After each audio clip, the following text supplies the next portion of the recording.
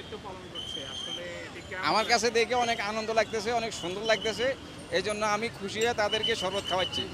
এটা আমার কাছে খুব ভালো লাগছে।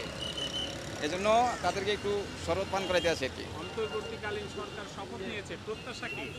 প্রত্যাশা অনেক ভালো লাগছে। আশা করি উনি যেভাবে কথাবার্তা বলছে আমাদের কাছে ভালো লাগছে। আর ভবিষ্যতে যদি ওইভাবে থাকে আর কি, তাহলে আমরা ওর জন্য শুকরিয়া আদায় করি, যদি ওইভাবে থাকে আর কি। আর যদি উনি পরিবর্তন হয়ে যায় তাহলে তো কিছু করার নাই, আমাদের তার কিছু করার নাই, এটাই আর কি। কোন কাজগুলো আগে করা উচিত বলে মনে করছেন?